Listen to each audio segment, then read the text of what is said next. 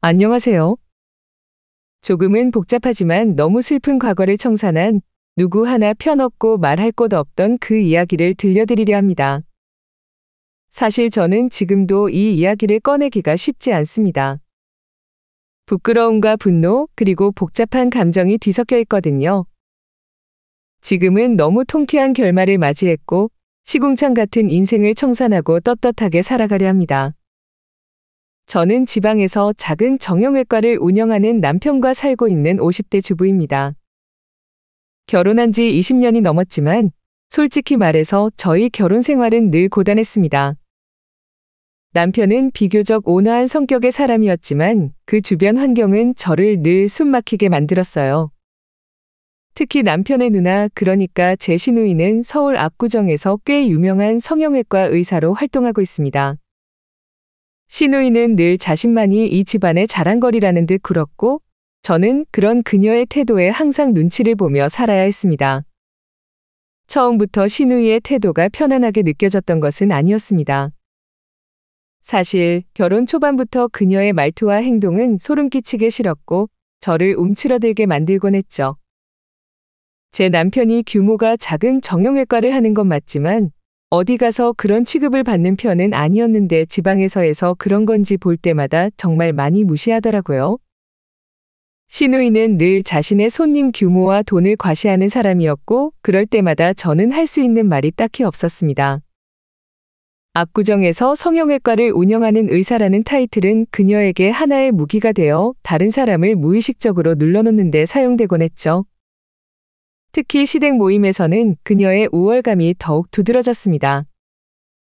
처음 몇 번은 저도 그녀의 이런 태도를 그냥 넘기려고 노력했습니다.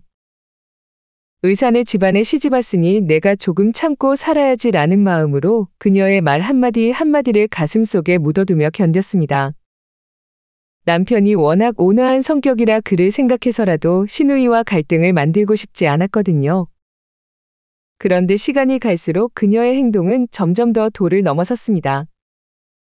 가장 기억에 남는 건 남편 가족 모임에서 있었던 일입니다. 그날은 특별한 명절도 아니었고 가족끼리 모여 저녁을 먹는 자리였습니다.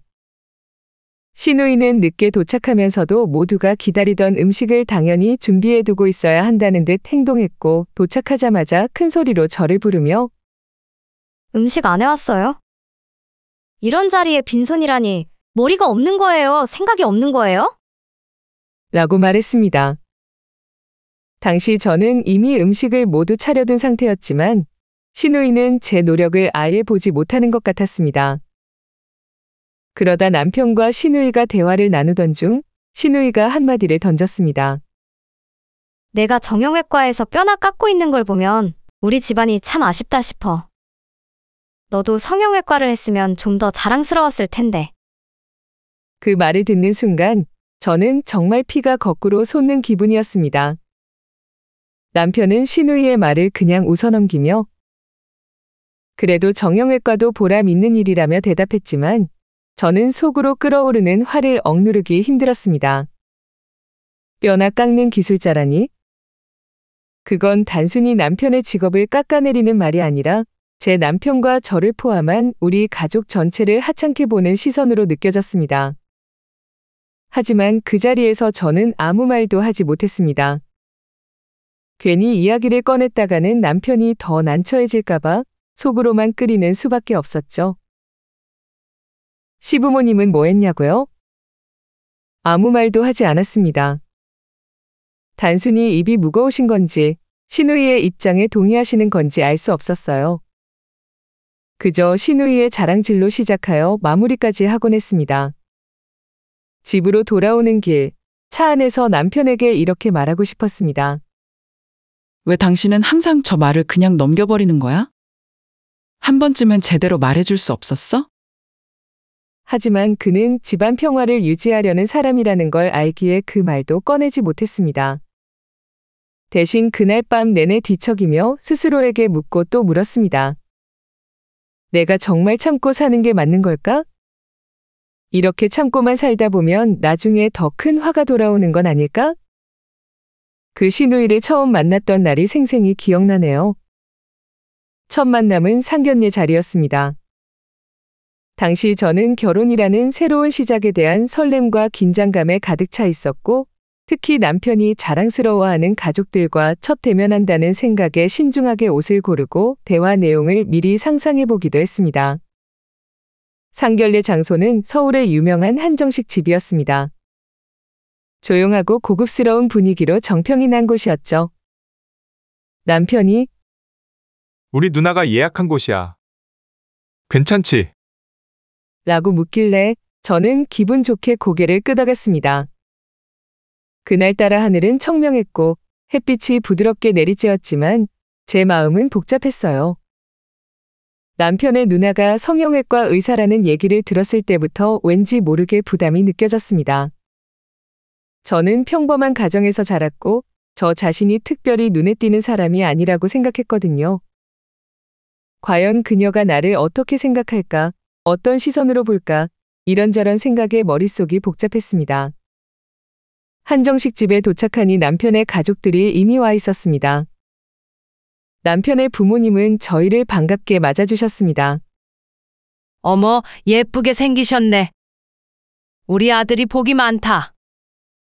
라며 미소를 지으시는 모습이 마음을 조금 편안하게 해주었죠.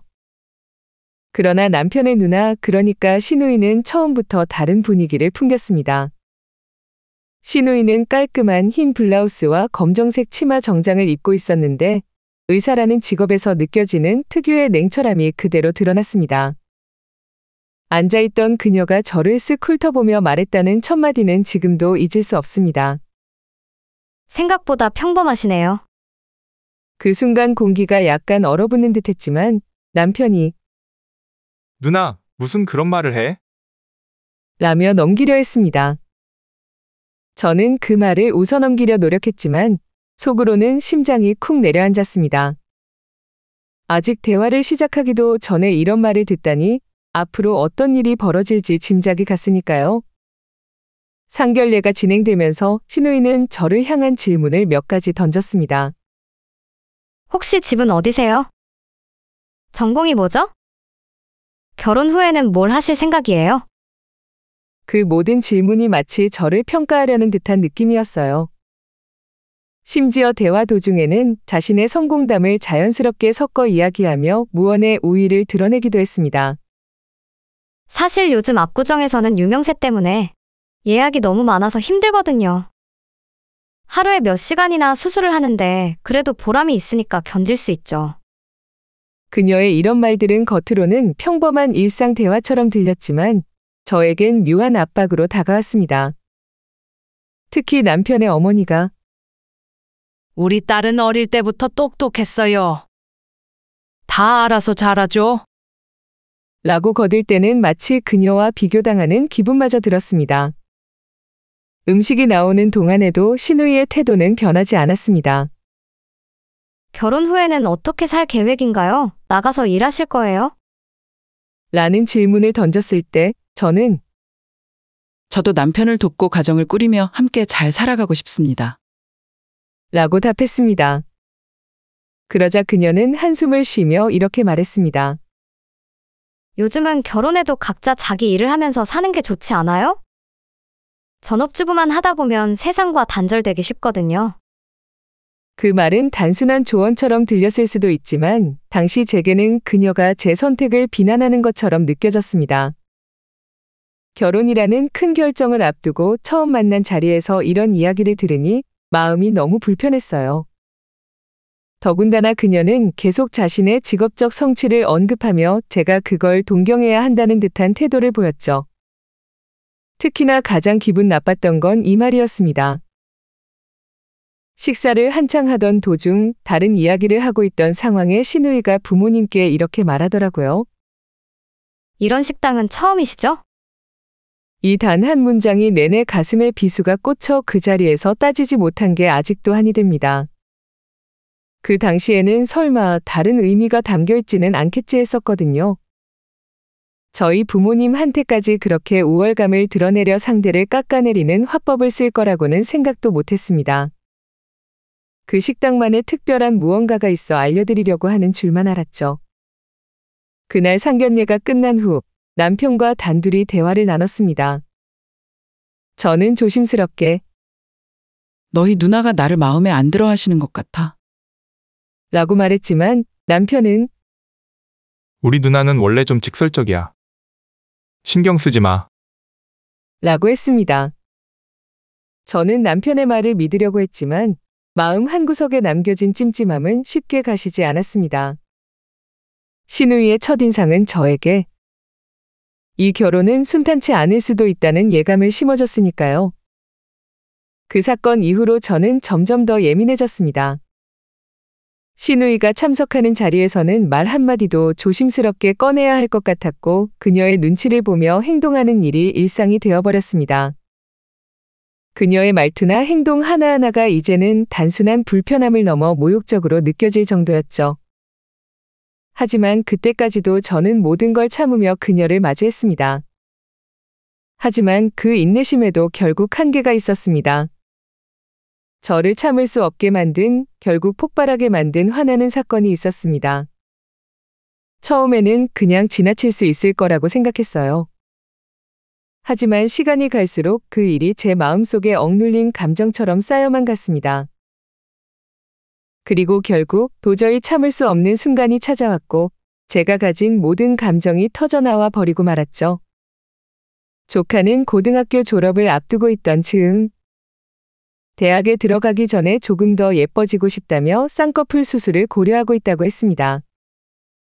당시 조카는 수술을 처음 받아보는 것이었고 부모님도 의사인 가족이 있으니 믿고 맡길 수 있을 거라며 긍정적으로 생각하더군요. 제가 언제 한번 말한 적이 있던 건지 조카가 먼저 이렇게 이야기했습니다.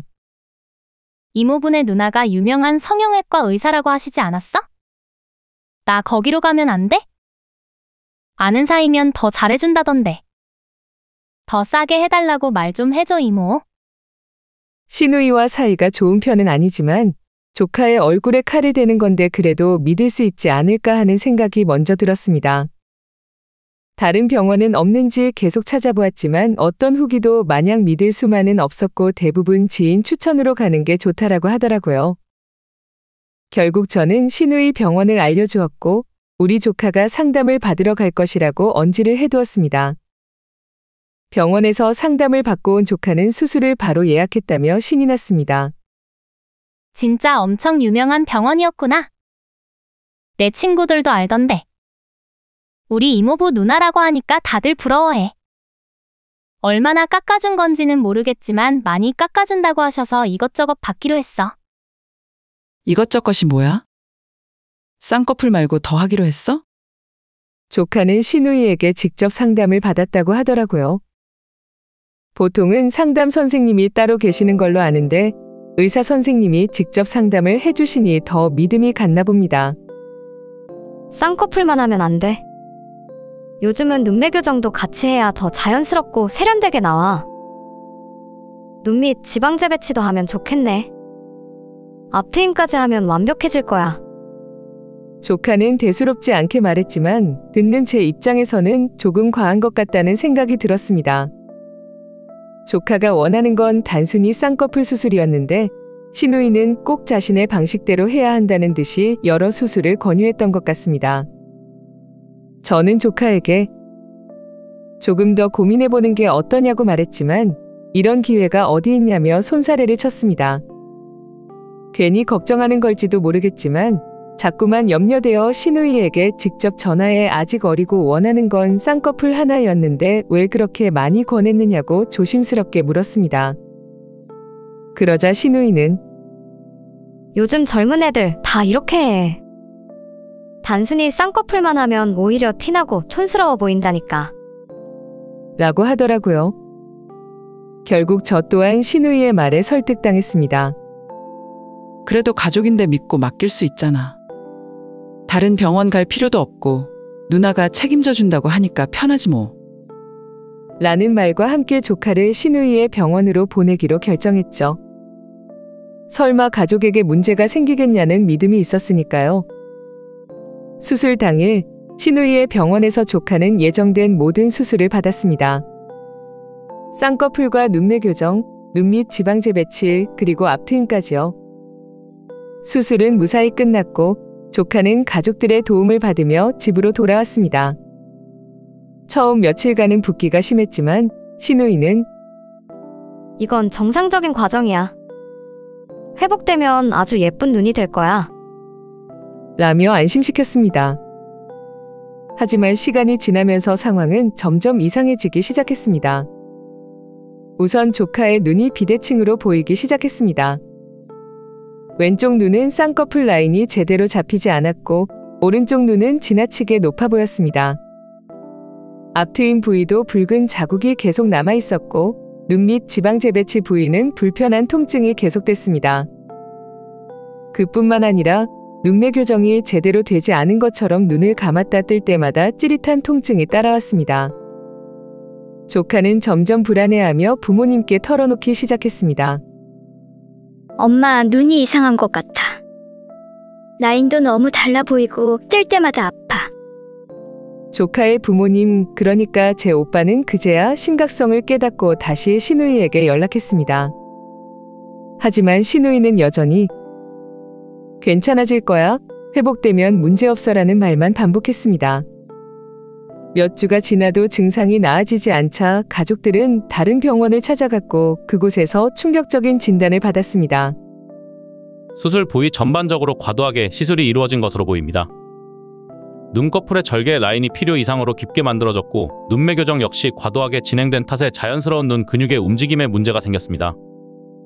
특히 눈 밑 지방재배치 부위에서는 부적절한 처리가 확인돼 붓기와 통증이 지속되는 원인이 되었을 가능성이 높습니다. 앞트임 부위 역시 과도한 절개로 인해 흉터가 남을 위험이 있습니다.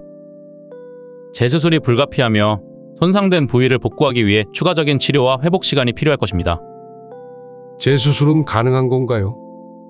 하고 나면 부작용이 사라질까요? 재수술 자체는 해야 합니다. 하지만 이미 처음 수술로 인해 조직이 손상된 상태라 결과를 100% 장담할 수는 없습니다. 회복 상태와 개인의 피부나 조직 상태에 따라 결과가 달라질 수 있고 재수술 후에도 일부 부작용이 남을 가능성을 완전히 배제할 수는 없습니다. 최대한 자연스러운 상태로 복구할 수 있도록 노력하겠지만 이전과 완전히 똑같아지는 것은 어려울 수 있다는 점은 미리 아셔야 합니다. 다른 병원에서 조카의 진단을 받은 뒤 우리는 그 결과를 가지고 시누이를 찾아갔습니다. 조카의 부모님은 눈물을 참으며 시누이에게 수술에 문제가 있었다고 설명했고 재수술을 요청했습니다. 하지만 시누이는 여전히 자신의 잘못을 인정하지 않았습니다. 그녀는 오히려 화를 내며 우리를 몰아세우더군요. 다른 병원에서 그런 말을 했다니 나 참. 걔네 돌팔이 아니야? 기가 막히네. 지방 의사들 환자 겁주는 건 기본이라니까. 괜히 불안감 조성해서 자기들 돈 벌려고 그러는 거야. 지방 아닌데요? 서울 병원이에요. 어머, 그래서 우리 병원보다 잘 나가요? 우리 병원에 찾아오는 손님이 하루에만 몇십 명인데?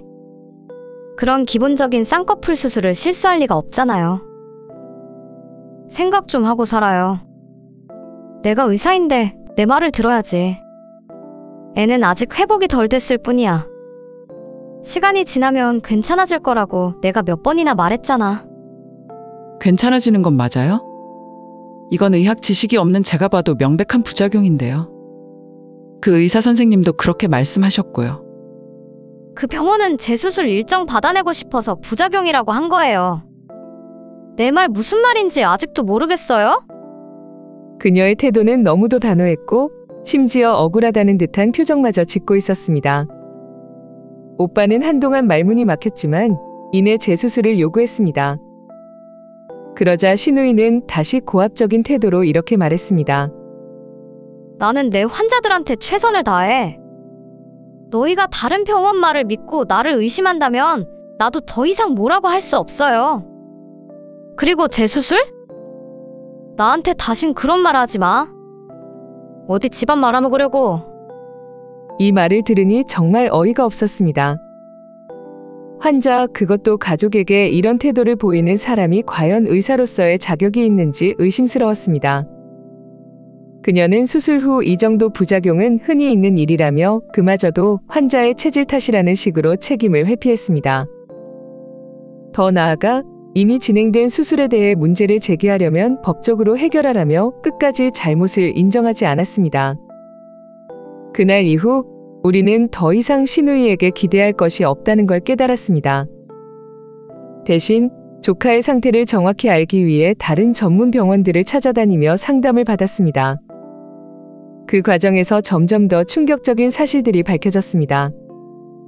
신우이가 시술한 조카의 눈은 이미 회복이 불가능한 손상을 입은 상태였습니다. 특히 눈매 교정이 과도하게 진행되면서 눈꺼풀의 근육이 약해졌고 앞 트임 부위는 지나치게 절개된 탓에 흉터가 심각하게 남을 가능성이 크다고 했습니다. 눈 밑 지방 재배치 부위는 지방이 제대로 고정되지 않아 비대칭이 발생했고 감각 이상이 생길 위험도 있다고 했죠. 또한 병원에서 진행했던 여러 검사 결과를 통해 조카의 수술은 기본적인 절차조차 제대로 지켜지지 않았던 것으로 드러났습니다. 중요한 단계에서 실수를 했을 가능성이 높고 사후 관리 역시 적절하지 않았다는 지적을 받았습니다. 이 모든 사실을 듣고 나니 분노를 넘어서 깊은 허탈감이 밀려왔습니다. 조사를 진행하면서 우리는 신우이 병원에 대한 추가 정보를 알아내기 시작했습니다. 인터넷 커뮤니티와 리뷰 사이트를 통해 그녀의 병원에서 유사한 부작용 사례가 있다는 걸 확인했습니다. 특히 한 환자는 눈 수술 이후 흉터가 심하게 남았다고 주장했지만 병원 측에서 제대로 된 후속 조치를 취하지 않았다는 내용을 올려놓았더군요. 또 다른 사례에서는 쌍꺼풀 수술 후 라인이 비대칭으로 나왔는데 신우이가 이를 사소한 문제로 치부하며 재수술 요구를 거부했다는 내용도 있었습니다. 더 놀라운 건 피해 환자 중 일부가 신우이와 합의를 보았다는 사실이었습니다. 그 과정에서 신우이의 병원 측은 환자들에게 금전적 보상을 제공하며 사건을 조용히 무마하려 했던 것으로 보였습니다. 이 모든 정보는 제게 큰 충격으로 다가왔습니다. 그녀가 단순히 수술을 잘못한 것이 아니라 잘못을 인정하지 않고 조직적으로 문제를 덮으려 했다는 사실이 너무도 분노스러웠습니다. 조사를 이어가면서 신우이의 병원에서 일어난 더 많은 부작용 사례와 그 뒤에 감춰진 진실이 점점 드러나기 시작했습니다. 단순한 실수로 끝난 것이 아니라 그녀는 자신이 저지른 문제를 은폐하기 위해 조직적이고 치밀한 방법으로 사건들을 덮어왔다는 사실을 알게 되었죠. 특히 한 피해 환자의 사례는 분노를 넘어 혐오감을 느끼게 했습니다. 그 환자는 신우이 병원에서 쌍꺼풀과 눈매 교정을 받았지만 수술 부작용으로 눈꺼풀 라인이 심하게 비대칭이 되어버렸습니다. 게다가 눈 근육이 손상되어 눈을 뜰 때마다 통증이 따라왔고 앞 트임 부위에서는 심각한 흉터가 남았다고 했습니다. 피해자는 이 문제를 신우이에게 제기하며 재수술이나 치료를 요구했지만 그녀는 단호하게 말을 끊어버렸습니다. 그건 내 피부 상태 때문이야. 내가 할 수 있는 건 이미 다 했어. 추가적인 조치는 불필요해. 환자가 문제를 해결하지 않으면 법적으로 대응하겠다고 하자 신우이는 오히려 태도를 바꾸며 교묘한 수를 쓰기 시작했습니다. 병원 측에서 직접 환자에게 연락해 법적 공방으로 가게 되면 더 큰 손해를 볼 수 있다 며 압박을 가했습니다. 이어서 우리가 특별히 배려해서 합의금을 지급하겠다 는 조건으로 환자를 회유했죠. 환자가 이를 거절하려 하자 병원은 돌연 태도를 바꿔 이제는 환자 본인이 과도한 요구를 하고 있다 는 식으로 몰아가며 사건을 환자에게 뒤집어 씌우려 했습니다. 결국 환자는 더 이상의 싸움에 지쳐 합의금만 받고 물러날 수밖에 없었다고 했습니다. 다른 사례에서는 한 젊은 여성이 쌍꺼풀과 눈 밑 지방 재배치를 받은 후 눈 밑이 부자연스럽게 부풀어 오르고 눈 주위에 멍과 통증이 지속되었습니다. 그녀는 신우이에게 수차례 치료를 요청했지만 신우이는 너무 예민한 거 아니에요? 원래 회복하는데 시간이 걸리는 법인걸. 그만 가봐요. 라는 말만 되풀이하며 문제를 회피했다고 합니다. 환자가 더 이상 기다릴 수 없다며 병원 측에 정식으로 항의하자 그때부터 본격적인 은폐 작업이 시작됐습니다. 신우이는 병원의 법무팀을 동원해 환자에게 사실을 왜곡하거나 인터넷에 글을 올리면 명예훼손으로 고소할 것이라는 경고장을 보냈고 그와 동시에 합의금을 제한하며 사건을 무마하려 했습니다. 병원 측은 환자에게 합의서를 쓰는 즉시 모든 문제를 해결해 주겠다면서 합의서 조항의 사건에 대해 외부에 발설하지 않겠다는 비밀 유지 조항을 포함시켰습니다. 결국 환자는 합의금 몇백만 원을 받고 입을 닫을 수밖에 없었습니다. 더 악랄했던 것은 병원 측이 이런 피해자들을 돈으로 조용히 처리해야 할 문제로만 여겼다는 점입니다.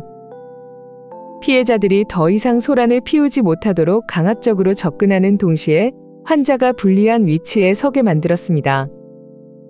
그 과정에서 환자들이 겪었던 고통이나 심리적 상처는 전혀 고려되지 않았습니다. 신우이에게 중요한 것은 자신의 병원이 유지되고 평판이 손상되지 않는 것뿐이었습니다.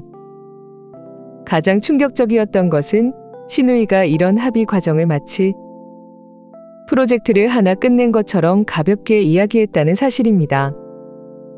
한 내부 관계자가 남긴 말에 따르면 그녀는 어차피 환자들은 다 돈 몇 푼에 조용해져.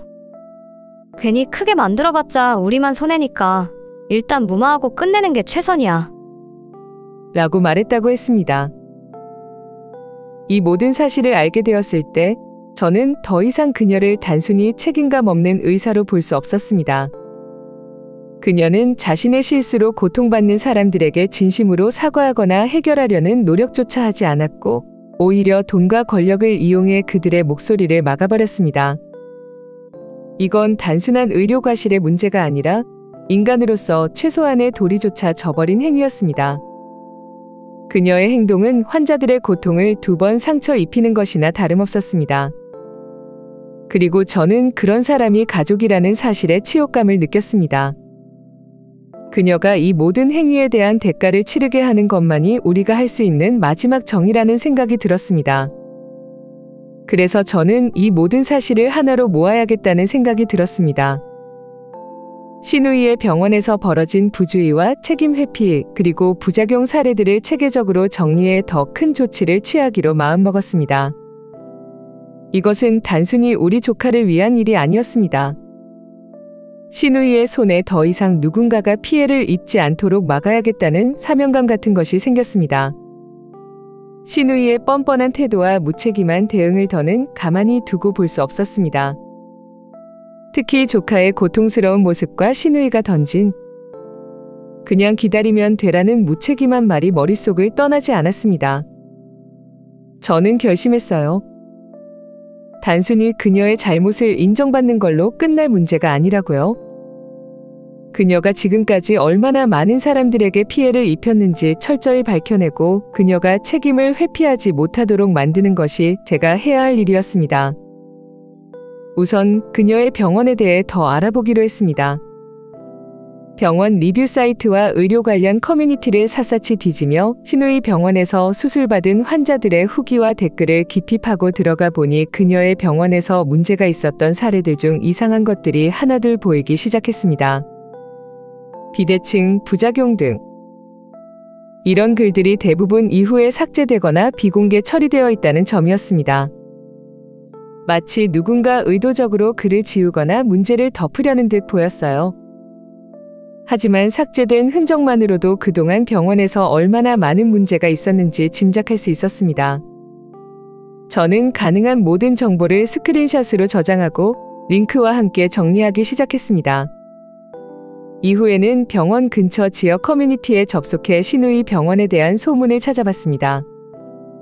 몇몇 게시글에서 여기 병원에서 수술받았는데 문제가 생겼다는 댓글을 발견했어요. 저는 해당 글 작성자들에게 직접 메시지를 보내 조심스럽게 상황을 물어봤습니다. 대부분은 더 이상 병원과 얽히고 싶지 않다며 말을 아꼈지만 몇몇 사람은 자신이 겪은 일을 상세히 이야기해줬습니다. 한 사람은 눈 수술 후 심각한 부작용이 발생했는데 병원 측에서 회복 기간이 더 필요하다며 시간을 끌었고 나중에는 재수술을 거부당했다며 분노를 표했습니다. 또 다른 사람은 끝까지 합의하지 않으려고 버텼는데 회사에 찾아와서 이야기한다던가 집 앞에서 마냥 기다리고 있다던가 하는 말도 안 되는 일들이 벌어졌고 경찰에 신고하려 했으나 얼마나 자주 한 짓인지 빠져나갈 구멍을 다 알고 있었다면서 결국은 합의할 수밖에 없었다고 털어놓기도 했습니다. 이렇게 모은 사례들을 바탕으로 저는 피해자들과의 연락을 이어갔습니다. 몇 명은 처음엔 꺼리더니 제 진심 어린 설득에 마음을 열고 자신들의 이야기를 자세히 들려줬습니다. 그들은 공통적으로 병원의 태도에 큰 상처를 받았고 그와 동시에 병원의 영향력에 눌려 제대로 목소리를 내지 못했다는 점을 토로했습니다. 그 근처로는 다시는 발도 안 들인다는 저는 그들의 이야기를 꼼꼼히 기록하고 이를 통해 신우이 병원의 패턴을 정리하기 시작했습니다. 다음으로는 법적 조치를 위한 준비에 들어갔습니다. 변호사를 찾는 건 생각보다 어렵지 않았습니다. 이미 신우이 병원의 부작용 사례가 몇 차례 이슈가 되었던 터라 의료 소송을 전문으로 다루는 변호사가 이 사건에 큰 관심을 보였어요. 그와 함께 저는 병원과 신우이를 상대로 한 법적 대응을 준비하기 시작했습니다. 병원에서 벌어진 문제의 경과와 증거 자료, 피해자들의 진술을 하나로 모아 체계적인 소송 자료로 정리했습니다. 특히 조카의 사례는 이번 소송에서 핵심적인 역할을 했습니다. 이미 다른 병원에서 진단받은 의학적 증거와 조카가 겪은 고통은 명백한 의료 과실을 입증하는 데 중요한 자료였어요. 변호사는 이 정도 자료라면 병원이 쉽게 빠져나갈 수 없을 겁니다. 라며 확신을 주었습니다. 그러나 여기서 멈추지 않았습니다. 신우이가 문제를 덮기 위해 합의금을 제한하며 환자들의 목소리를 막으려 했던 사례들도 증거로 제출했습니다. 한두 번의 우연이 아니라 반복적으로 환자들을 무시하고 사건을 은폐하려 했다는 점을 부각하기 위해서였습니다. 피해자들은 조카의 사례를 보고 용기를 얻었는지 하나둘씩 자신의 경험을 법적으로 기록하겠다고 나섰습니다. 이 모든 과정은 쉽지 않았습니다. 신우이는 여전히 자신의 잘못을 인정하지 않았고 가족 내에서도 갈등이 생겼습니다. 왜 굳이 가족끼리 이런 일을 키우냐는 말도 들었지만 저는 물러설 수 없었습니다. 단순히 가족 간의 문제가 아니라 더 이상 그녀의 손에 피해자가 생기지 않도록 막아야 한다는 사명감이 생겼으니까요. 재판이 진행되는 동안 우리는 철저히 준비한 자료들과 피해자들의 증언을 하나하나 제출하며 신우이의 의료 과실과 무책임한 태도를 법정에서 낱낱이 드러냈습니다. 처음에는 그녀가 자신의 잘못을 전혀 인정하지 않는 모습에 분노했지만 시간이 갈수록 저는 그녀가 진실이 밝혀지는 걸 두려워하고 있다는 사실을 깨달았습니다. 그녀는 자신의 권위가 무너지는 순간을 견딜 수 없었던 거죠. 그녀가 한 어처구니 없는 말들을 정리해왔습니다. 들어보시겠어요? 저는 제 환자들에게 늘 최선을 다해왔습니다. 제가 집도한 모든 수술은 의료적으로 정당한 절차에 따라 이루어졌고 어떤 부주의나 과실도 없었습니다. 지금 피해를 주장하는 이들이 겪고 있는 문제는 개인의 체질적 차이와 회복 과정에서 생긴 자연스러운 결과라고 봅니다. 수술 결과에 대한 환자들의 과도한 기대도 문제를 키운 측면이 있습니다. 수술 후 부작용이 발생할 가능성은 모든 의료 시술에서 있을 수 있는 일반적인 일입니다. 환자들에게 사전에 모든 가능성을 충분히 설명했고 동의서를 받은 뒤 진행했습니다. 이 과정에서 저는 법적으로나 윤리적으로 아무런 문제가 없었다고 자신합니다. 만약 문제가 생겼다면 그것은 환자 본인의 신체적 특성이나 사후 관리의 부족으로 인한 것일 가능성이 큽니다. 이 사건의 피해자들이 제 병원에서의 경험을 왜곡하고 있다는 점이 안타깝습니다. 저는 이들에게 최선을 다했고 사후에도 지속적으로 회복 상황을 점검하며 필요한 조치를 제공했습니다. 그러나 일부 환자들은 불만을 과장하거나 사실과 다른 주장을 통해 저와 병원의 명예를 훼손하고 있습니다. 합의금을 지급한 사례는 문제가 있었던 환자와의 원만한 해결을 위해 병원 차원에서 결정한 일입니다. 이는 절대 과실을 인정한 것이 아니며 오히려 환자의 심리적 안정을 도모하고 더 이상의 분쟁을 막기 위한 조치였습니다. 이를 두고 제가 문제를 덮으려고 했다는 주장은 사실이 아닙니다. 저는 의료계에서 오랜 시간 동안 성실히 환자들을 치료하며 명성을 쌓아온 사람입니다. 지금까지 수많은 환자들이 저를 신뢰했고 그들의 만족스러운 결과가 제 전문성을 증명한다고 믿습니다. 한두 건의 부작용 사례를 전체적인 실패로 치부하는 것은 부당합니다. 제가 의료계에서 쌓아온 성과와 신뢰를 고려해 주시길 바랍니다. 이번 사건이 가족 간의 갈등에서 비롯된 측면이 있다고 생각합니다. 조카의 수술 역시 제 진심 어린 노력으로 진행된 일이지만 일부 가족들이 이를 확대 해석하며 저를 비난하고 있습니다. 개인적인 감정이 이 사건에 개입되어 과도한 비난을 받고 있다고 느껴집니다. 물론 이렇게 아무리 말한다 한들 본인조차도 속이지 못할 말뿐이었죠. 저희뿐만 아니라 판사님들도 수긍하는 느낌은 아니셨습니다. 가장 중요한 날은 피해자들이 직접 법정에 출석해 진술했던 순간이었습니다. 조카를 포함해 여러 피해자들은 자신의 고통스러운 경험을 차분히 그러나 단호하게 이야기했습니다. 한 여성은 저는 단순히 예뻐지고 싶어서 시작한 일이었지만 수술 후 제 삶은 완전히 달라졌습니다. 거울을 볼 때마다 그 병원에서의 기억이 떠오르고 그게 얼마나 큰 상처로 남았는지 말로 다 표현할 수 없어요. 라며 눈물을 흘렸습니다. 그분의 목소리는 떨렸지만 진심이 느껴졌습니다. 조카도 증언을 위해 자리에서 일어섰습니다. 조카는 아직 완전히 회복되지 못한 눈을 감싸며 천천히 말을 이어갔습니다. 제가 수술 후 겪었던 고통은 단순히 육체적인 것만이 아니었습니다. 눈을 뜨고 감는 모든 순간이 불편하고 잘못된 수술이라는 걸 알면서도 병원 측은 아무런 조치도 취하지 않았습니다. 저는 이 자리에 서 있는 이유가 저 같은 사람이 더는 나오지 않기를 바라는 마음 때문입니다. 조카의 말이 끝나자 법정 안은 잠시 침묵에 휩싸였고 그 후 조용히 흐느끼는 소리가 들렸습니다. 신우이는 피해자들의 진술이 이어질수록 점점 초조해 보였습니다. 그녀는 처음에 보였던 자신만만한 태도를 감추지 못하고 자꾸만 손을 꼼지락거리며 시선을 피했습니다. 그녀의 변호사는 여전히 법정 논리로 방어를 시도했지만 그들의 주장은 점점 더 설득력을 잃어갔습니다. 조카와 다른 피해자들이 보여준 증거와 의학적 진단서 그리고 그녀가 문제를 은폐하려 했던 정황들은 그들의 모든 반박을 무력화시켰습니다.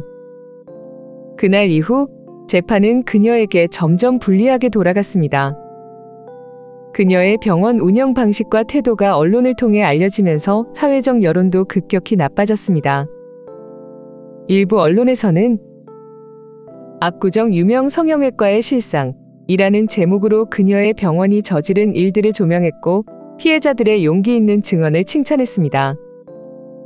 인터넷 커뮤니티에서도 그녀의 이름이 언급되기 시작하면서 대중의 관심이 높아졌고 이는 그녀가 더 이상 자신의 문제를 덮을 수 없다는 것을 의미했습니다. 이후 판결이 났습니다. 판결문의 내용은 이랬습니다. 본법원은 원고와 피고 간의 사건을 심리한 결과 아래와 같은 판결을 선고합니다. 피고 병원에서 진행된 성형수술은 의료적으로 과도한 시술로 인해 환자들에게 심각한 부작용을 초래하였으며 이는 의료과실에 해당한다고 판단됩니다. 특히 원고가 제출한 독립병원의 진단서와 전문가 소견서에 따르면 수술 과정에서 적정 기준이 준수되지 않았고 일부 시술은 환자의 상태에 적합하지 않았음이 명확히 드러났습니다. 이에 따라 피고의 의료 과실 책임을 인정합니다. 피고는 수술 이후 발생한 문제에 대해 환자들에게 적절한 사후 조치를 제공하지 않았으며 환자들이 문제를 제기하자 금전적 합의와 위협적인 태도로 사건을 은폐하려는 정황이 확인되었습니다. 이는 의료인으로서의 기본 윤리와 법적 의무를 심각하게 저버린 행위로 간주되며 이에 대해 엄중히 책임을 묻습니다. 피고 병원은 의료법 제0공조에 따라 운영의 투명성과 적정성을 유지할 책임이 있음에도 이를 준수하지 않았습니다. 따라서 피고 병원은 다음과 같은 행정 조치를 받습니다. 병원 운영 면허 5년 정지. 향후 3년간 정기적인 의료 감사를 받을 의무. 피고는 원고들에게 다음과 같은 금전적 보상을 지급할 것을 명령합니다. 조카 김지영, 재수술 비용 및 정신적 피해 보상으로 1억 원. 다른 피해자들 각각 의료 과실로 인한 손해배상금 5천만 원 1억 원 개별 사례에 따라 상이함. 피고는 재발 방지를 위해 병원 내 의료 시스템을 전면적으로 개선하고 모든 직원에게 의료 윤리에 관한 추가 교육을 실시할 것을 권고합니다. 결론적으로 피고는 의료 과실과 은폐 시도에 대한 법적 책임을 지며 이에 따른 모든 판결 사항을 이행해야 합니다. 이 모든 과정은 남편에게도 큰 변화를 가져왔습니다. 처음에는 이 문제에 대해 남편의 반응은 회피에 가까웠습니다. 그는 가족 간의 갈등에 깊이 관여하고 싶지 않다는 입장을 고수하며 오히려 저에게도 우리끼리 적당히 해결하면 안 될까? 너무 키우지 말자는 말을 반복하곤 했습니다. 남편은 나름의 이유가 있었습니다. 평생 의사 가문에서 자라온 그는 가족 간의 평화와 체면을 무엇보다 중요하게 생각하는 사람이었으니까요. 그러나 이러한 태도는 결국 신우이의 행동을 묵인하고 방관하는 결과를 낳았고 저는 그 점이 더욱 답답했습니다. 처음 재판이 시작됐을 때 남편은 법정에 나오지 않았습니다. 가족끼리 법정에서 얼굴을 붉히고 싶지 않다는 그의 말은 겉으론 그럴싸해 보였지만 실제로는 갈등의 중심에 서는 것을 두려워하는 모습이었습니다. 하지만 시간이 지나면서 그리고 조카와 다른 피해자들의 고통스러운 증언이 이어지면서 그의 생각도 서서히 변하기 시작했습니다. 특히 조카가 재판 과정에서 자신의 상황을 진술했을 때 남편은 처음으로 조카의 진심을 제대로 마주하게 되었습니다. 제가 정말 잘못된 선택을 한 걸까요? 가족이어서 믿었던 건데 이렇게 될 줄 몰랐어요. 라는 조카의 한마디가 남편의 마음을 뒤흔들었습니다. 그는 조카의 붓기가 가라앉지 않은 눈과 불안해 보이는 표정을 보며 자신이 너무 오랫동안 상황을 외면했다는 걸 깨달았습니다. 이후 남편은 조심스럽게 저에게 물었습니다. 내가 너무 방관했나? 당신이 왜 이렇게 화가 났는지 이제는 조금 알 것 같아. 그는 평소와는 다른 진지한 표정으로 자신의 마음을 털어놓기 시작했습니다. 누나가 잘못했다는 걸 알고는 있었지만 그래도 가족이라는 이유로 덮으려 했던 게 사실이야. 그런데 그게 더 큰 문제였던 것 같아. 내가 그동안 당신한테 미안했어. 그는 재판이 진행되는 동안 점점 더 많은 사실을 알게 되면서 자신의 태도를 바꿔나갔습니다. 피해자들의 진술과 신우이의 변명은 그에게도 큰 충격으로 다가왔습니다. 그는 그동안 신우이를 성공한 가족으로만 바라보며 그녀의 행동을 무비판적으로 받아들였다는 사실을 깨달았습니다. 특히 신우이가 법정에서 내가 가족이라서 특별히 혜택을 준 건데 이게 배신으로 돌아올 줄은 몰랐다는 식의 말을 했을 때 남편은 더 이상 그녀의 편을 들 수 없음을 확신하게 되었습니다. 남편은 저에게 이렇게 말했습니다. 그동안 내가 가족이라는 이유로 누나를 너무 믿고 방치했던 것 같아. 당신이 이런 상황에서도 끝까지 싸우는 걸 보니까 내가 정말 무책임했구나 싶다. 이제는 내가 해야 할 역할이 뭔지 알 것 같아. 그는 이후 재판에도 적극적으로 협조하기 시작했고 피해자들과 변호사 측의 증거 수집 과정에도 도움을 주었습니다. 이 과정은 남편에게도 쉽지 않은 일이었습니다. 그는 가족의 갈등 속에서 자신의 위치를 다시 생각해야 했고 평생 유지해온 가치관을 흔드는 결정을 내려야 했습니다. 하지만 그는 과거의 잘못을 반복하지 않기 위해 노력했고 결국 자신이 할 수 있는 최선을 다하기로 결심했습니다. 그가 이런 변화를 보여주는 모습을 보며 저 역시 처음으로 남편을 다시 신뢰할 수 있겠다는 생각이 들었습니다. 그의 변화는 단순히 가족의 갈등을 해결하려는 노력에 그치지 않았습니다. 그는 신우이의 행동이 가져온 결과를 목격하며 자신의 삶을 돌아보게 되었고 의사로서의 윤리와 책임에 대해 다시 한번 생각하게 되었다고 말했습니다. 내가 누나와는 다른 의사가 되어야겠다는 생각이 들었어. 단순히 환자를 치료하는 것만이 아니라 내 행동이 어떤 영향을 미칠지 더 깊이 고민해야겠다는 걸 느꼈어. 라는 그의 말은 처음으로 제가 남편에게 존경심을 느끼게 한 순간이기도 했습니다. 남편의 변화는 우리의 관계에도 새로운 전환점이 되었습니다. 그는 더 이상 가족의 문제를 회피하지 않았고 저와 함께 이 문제를 해결하기 위해 같은 방향을 바라보게 되었습니다. 그리고 그 과정에서 저는 그가 단순히 나약한 사람이 아니라 자신의 잘못을 깨닫고 바로잡을 용기가 있는 사람이라는 것을 알게 되었습니다.